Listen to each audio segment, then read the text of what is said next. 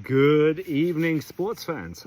Welcome back to a little episode of Zim Gin Time, proudly sponsored by Small Town Stills. A big thanks to Jason's team for sponsoring this. I've really enjoyed my little gin and tonic time. Sometimes I don't even record them and I just have one, but cheers to us. And I will admit right now that unfortunately I forgot to put tonic in the fridge this morning. So I'm going to do a gin and mazoe. Some people are not going to like that, but tough, you're not here. So yeah, it's been a week. It's been a hell of a week actually. Last time we spoke, I was in the Paniupi game reserve, having just crossed into Uganda from Kenya, and now I am all the way down around the top of Lake Victoria and now back into Tanzania, having done a whole heap of things. Murchison Falls was a huge highlight. It was, for me, it was breathtaking, just the amount of water coming over. You know, you look at Vic Falls and it's thin, and whereas there it was just a wall of water coming over, which was incredible to kind of see.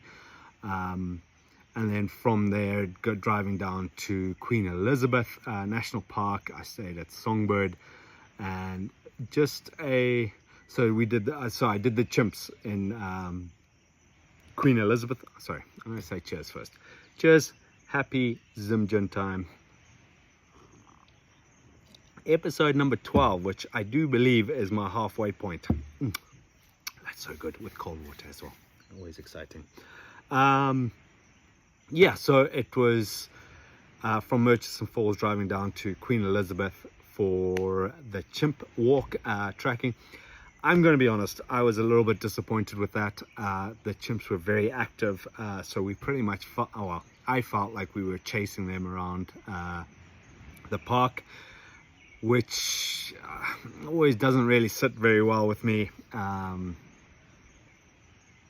going to carry on. Sit very well with me just because I feel like it's very invasive in what they're doing. But we tracked them for probably about half an hour or so, and then the rangers gave us a break, and by the time we had kind of finished the break, they'd messaged that the chimps were in a very different part of the park, so we were to walk up to our vehicles, drive to the other bridge, and then go down and walk with the chimps again. By the time we got up to the vehicles, the guides were like, well, you know, they've gone up to the savannah, so you're not really going to see them. So I would say a little bit of a disappointment, a little bit of a letdown of an experience, but we did walk with chimps. We were within, I don't know, 5-10 meters of them, which was pretty cool. Scary how human-like they are, but yeah, a great experience nonetheless. But as I said, felt a little bit let down, a little bit shortchanged with that experience. And as with my rant from the other day, Ugandan, especially that experience, the Ugandan one seems to be a lot of a Ryanair kind of vibe, where, hey, you want to go walk with the chimps? That's great, that's X. Oh, you got to pay parks on top of that. Hey, you're self-driving, you got to pay on top of that. Hey, so it just ends up adding a lot more to what you initially thought it was. And it was the same with the Murchison Falls. So you pay entry fee to go into the park, then hey, you want to see the falls? Okay, that's an extra cost. Okay, hey, you want to go on a hike near the falls? That's an added cost. Oh, you're camping? Oh, that's another added cost. So just, it ends up being a lot more than you kind of expected at the end. And you know, that's how the Ryanair fares were, what, 55 pence for a return flight, and then you got to book a seat, you got to book a bathroom break, you got to book a bag or whatever, and it just all adds up, and you actually end up paying 100 quid, 150 quid for that flight anyway. So anyway, I digress. The next day was really cool. So from Queen Elizabeth, I drove all the way down to Bwindi National Park, or Bwindi Impenetrable Forest National Park, I believe that's what it's called, where I stayed with Richard at Bohomo Guerrilla Camps. Very, very nice little setting. It's in town, but they do have a lot of space, and they do have like a foresty area around, so you can actually walk in and around his area, which was pretty cool. All concreted, very, very nicely set up. I don't know if I should say this or not, but it was quite funny because when he sent me a message of, they do a lot of these camps will do like a preset menu just so that they don't have everything in the fridge. They've just got, you know, a few certain meals that they do. And he sent me the message like, hey, we're having short rib for dinner and stuff like that. I was like, oh, short rib, that sounds awesome. Ended up being, I believe, goat short rib, and I thought it was bloody nice. There was an American woman there with us, and she was not a fan of it, but I thought it was very, very nice. So it was, yeah, different but nice, and really enjoyed it. So I spent the night there. Then the next morning you get up early, you go to the head office. The guys had told me to get there early, which I did. And I explained to them that, listen, my plan was to go after the trekking was to go to try and get to Tanzania. So they said, listen, okay, thanks for letting us know. We'll put you in a group, a close family. So after your briefing, after the dancing and stuff like that, the introduction, they sent us into our vehicles, and we drove around to the east of the park, which is closer to, Tanzania. And then from Tanzania, from that we walked probably only about 30-45 minutes into the jungle, or into the park, where we found the gorillas. There was a 4-month-old baby there that absolutely stole the show. It was probably the cutest thing I've ever seen in my life. It was just, yeah. And we were within 4 or 5 meters of this little guy, and he was just having the ball. A great little time, experimenting, testing things and tasting things. It was just so fun to watch. So that was very cool. And the silverback, yes, we got close. We got probably about, at the end we got probably about 5 meters from him.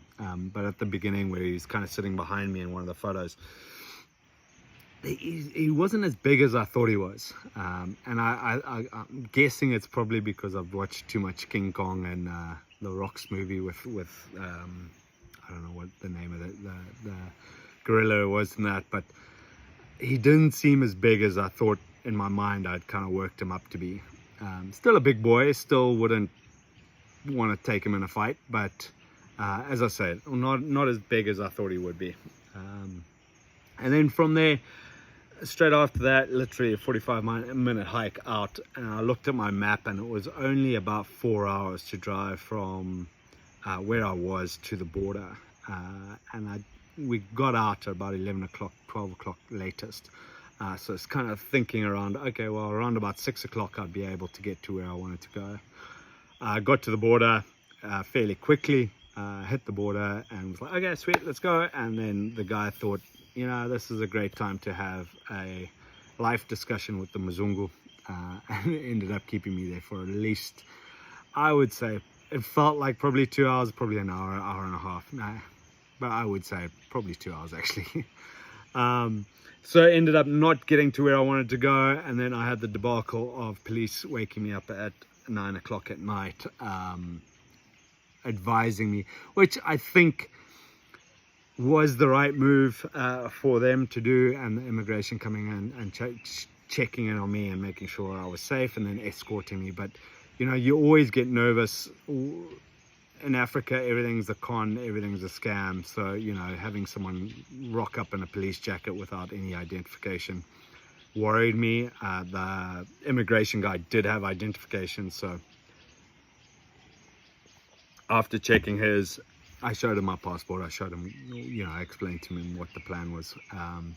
And they said, listen, it's just not safe, or we don't believe it's safe, so let me take you back to a campsite, or to guest house in the town, and I was like, I don't want to stay in our towns, there's a lot more people. He's like, yeah, well, safety in numbers. So fair enough, I did what he asked. And then my drive from that border town, don't know what it was, to here where I'm staying tonight. Oh no, actually, sorry, I scratched that, because I went from the border town, I went to make a vacation holiday home or hotel in Kasulu. And then from Kasulu, I drove from Kasulu down here where I am now, which is Lake Shore Lodges, which is absolutely stunning, right on the lake. They do have a bar with huge windows overlooking the lake where I may find myself tonight. There are a few other overlanders in, there's a couple of families in, so it might be good to kind of socialize, which I will enjoy, but be very wary of, because I am still on a deadline that I have to get back to Zim for Christmas. So we'll see how it goes tonight. One of the big things this drive, and then sorry, I'll explain what I'm planning for the next couple of days. So the plan for tomorrow, if it goes according to plan, will be to drive from here over the border to a place called Mpika in Zambia, Mpika to Lusaka home. So 3 days, roughly 10-hour drives, and I should be where I want to be.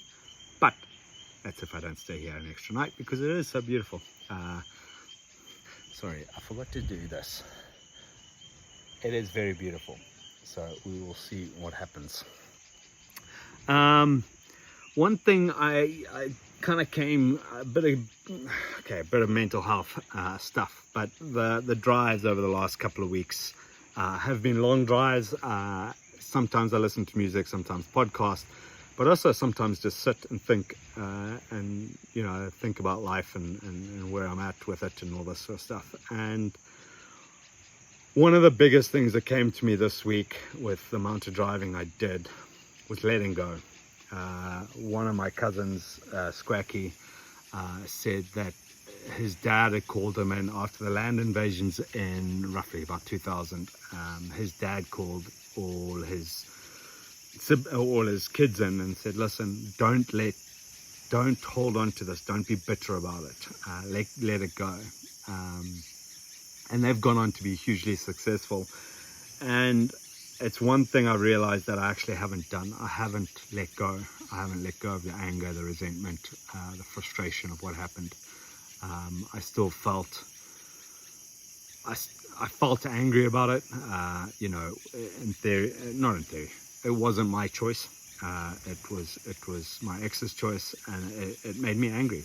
And it's always made me, it has made me angry. And the last week or so of driving around, I've come to the realization that it's only me that's affecting. It's not affecting her. Well, it might be. I don't know. I haven't really spoken to her. But one of the biggest things is not holding on to that. It's wasted energy on stuff that is not going to affect anyone else but yourself. And from what my Uncle John said to his kids, really kind of resonated, and I've been thinking about it a lot. And I've let go of a lot of the trauma in my life, but I haven't let go of the fact that I am divorced, that I am starting again at 37, 38 years old, and it's okay. And life happens. Shit happens. You got to dust yourself off, pick yourself up, and go again.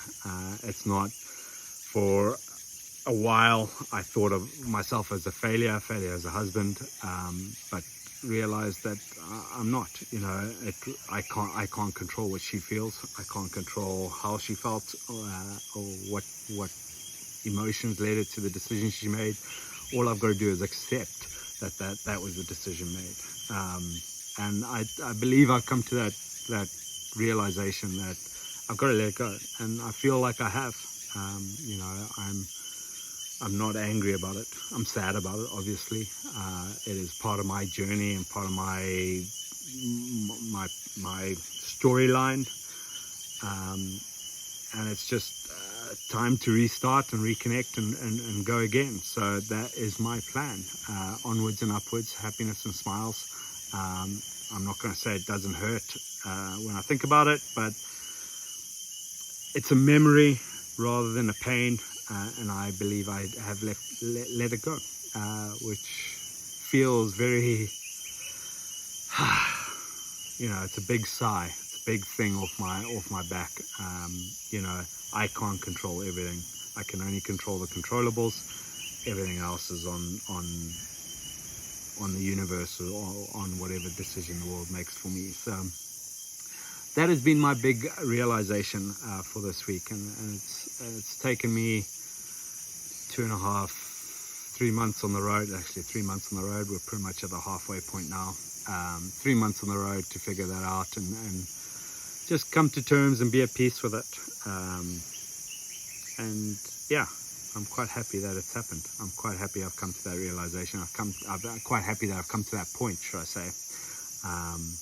And I'm looking forward to starting again. I'm looking forward to getting back into the work life and stuff. I'm not doing that anytime soon. I'm sorry, mother. I am still planning to do another probably 3 months, 4 months of traveling after Christmas with a trip back to the US and then Namibia, Botswana and Angola. But yeah, we are onwards and upwards, smiling and waving, and we'll see how it all pans out. But yeah, that is it from me for tonight. Happy Zim Gin Time, happy weekend, and enjoy yourselves. We'll see you guys soon. Bye.